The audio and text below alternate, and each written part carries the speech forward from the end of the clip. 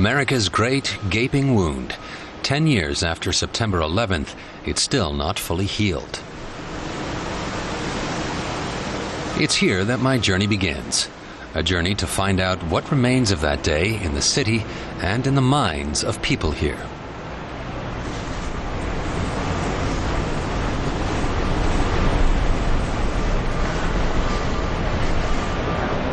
It's early afternoon, and I'm at the Freedom Tower construction site to meet some of the workers.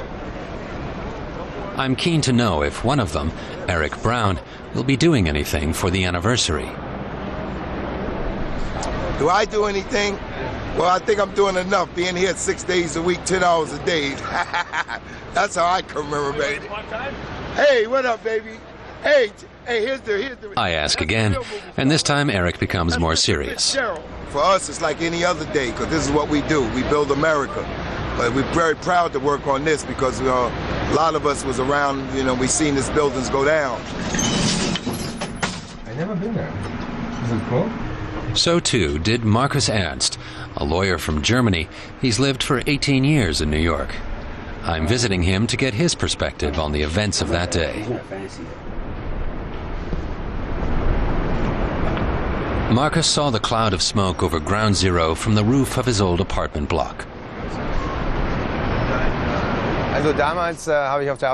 He tells me he was living on the Upper East Side at the time and felt the impulse to go downtown to look at what was unfolding.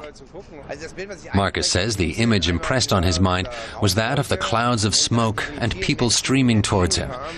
All the women with their high heels in their hands, running, barefoot, away from Ground Zero. At the time, the whole world showed sympathy with America. But I want to know if the subsequent reaction of the U.S. towards the terrorists caused that sympathy to crumble away. I accompany Markus on the way to his office. He loves America, but hasn't lost his outsider's take on things.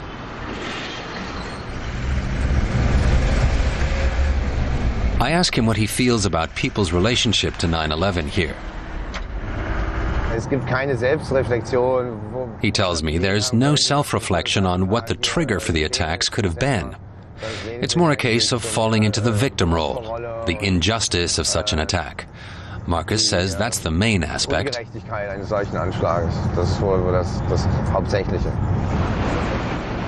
He continues on to the financial district, but I get out at Union Square.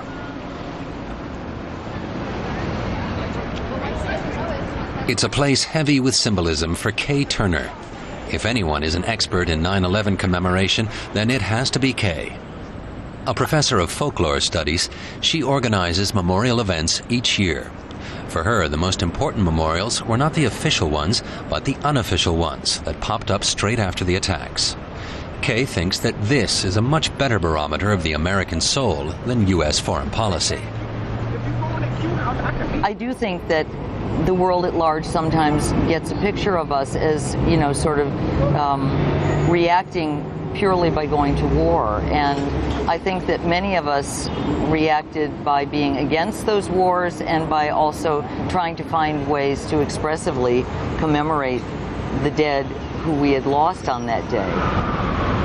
One place that reminds Kay of the way people banded together in the days after the attacks is just a stone's throw from Ground Zero.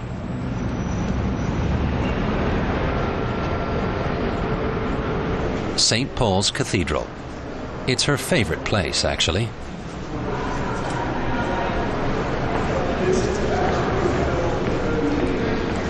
I love this sign that... New Yorkers have retained many of the spontaneous memorials created after 9/11.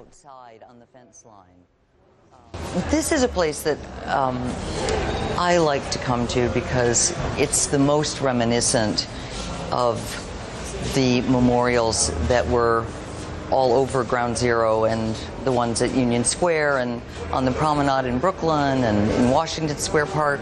They've had this going for a long time. And the memorials continue to pop up.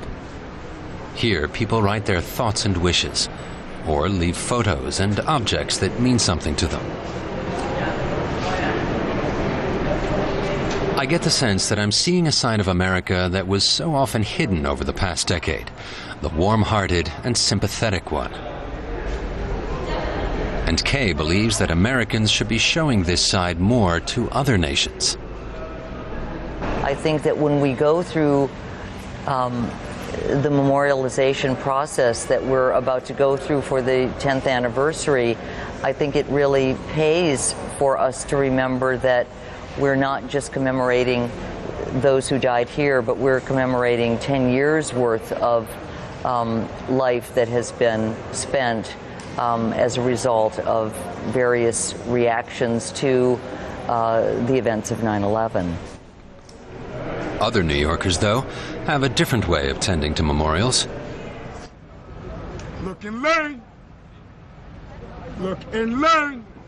She lost a life. Harry John Rowland comes here every day to polish the bronze memorial wall right alongside Ground Zero. He relates details of the attacks to tourists, and he says he does it for the nephews that he lost on 9/11. This building is only half the size. Gigantic, enormous. My first impression was that this guy is a little bit crazy, but a lot of knowledge is brimming behind the unconventional performance. That was a complex of 7 buildings. One of his favorite questions is how many towers fell on 9/11. Most people say 2, but it was actually 7. And many people are shocked to find out about the others. Other buildings fell down on 9/11? Yeah. I didn't know that.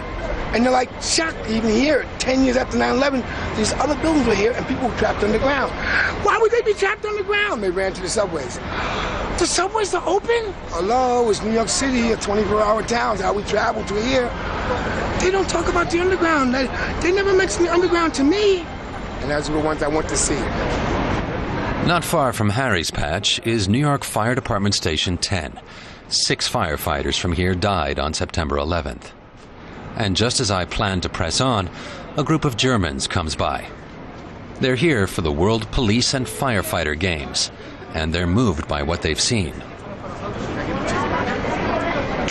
One of them tells me it's a profound feeling to stand at Ground Zero, beholding the site with the gaping holes left by the attacks. He says it looks different to the way it does on TV.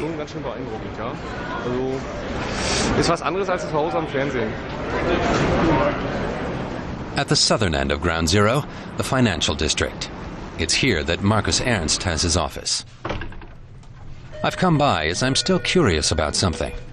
Straight after 9/11, as a lawyer, he must have experienced the suspiciousness and mistrust of Americans for himself.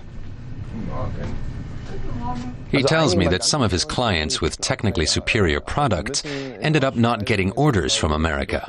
It was a direct consequence of 9/11. Americans were buying American out of patriotism, even if the product wasn't the best.